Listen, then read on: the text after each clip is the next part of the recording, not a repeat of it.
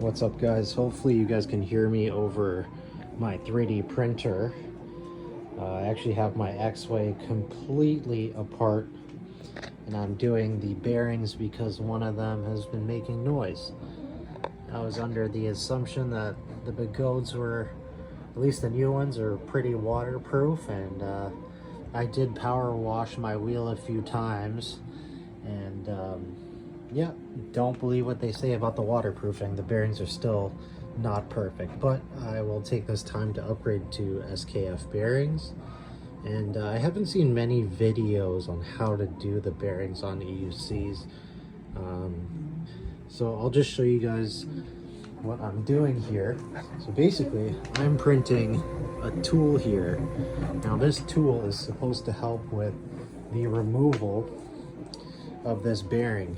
But I still have a few hours to wait on the print, and I didn't want to wait that long, so I just decided to use some 2x4s to get this off.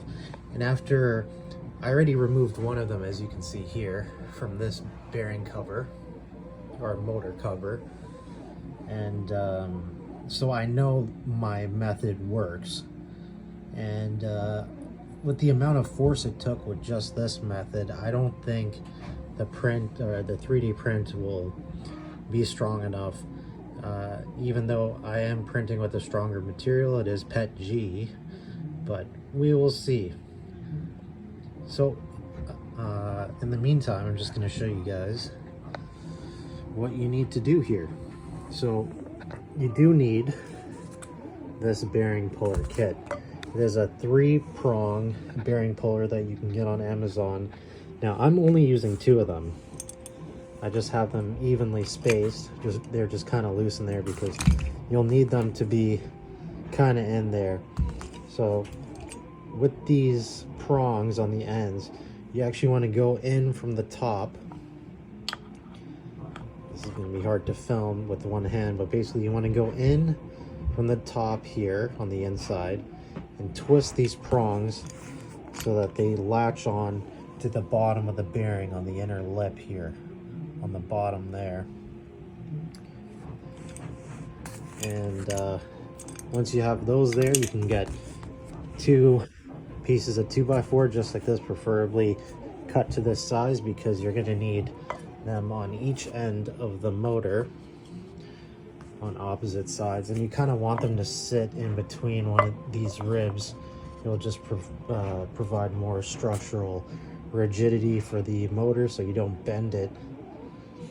And then yeah, so once you have the prongs in there, you're just gonna need an additional, I just have another piece of 2x4, a longer one that will go all the way across, and it will fit in between these 2 prongs. Now it's a bit of a tight fit, but you will get it to go on there, and I'll show you guys what that looks like when we're gonna get ready to pull it out. And voila, just like that. I know it's can look a little confusing, but I promise there's not much to it.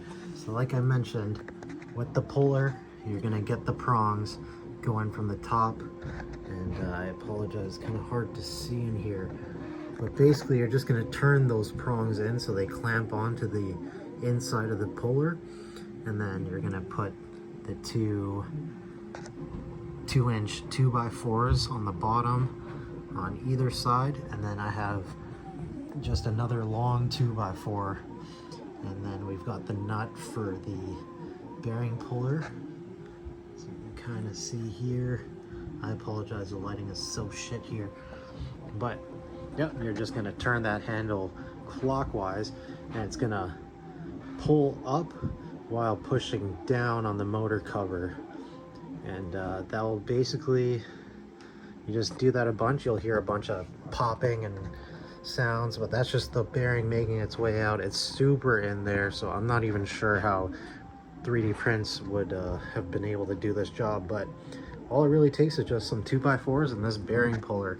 Without it, I don't know how else to get this out other than just using really stupid techniques. Like, this method is super easy to do, and like, you can have the bearing out in just a few minutes. So I would show you guys spinning it, but it's kind of hard to do with one hand because you need to be holding here with one hand while also turning to provide nice leverage so this doesn't come apart and support. So I'll fast forward and hopefully you guys will see it out. And yeah, just spin it a few times, and that literally only took me a minute and two minutes to do from the last time I stopped the recording.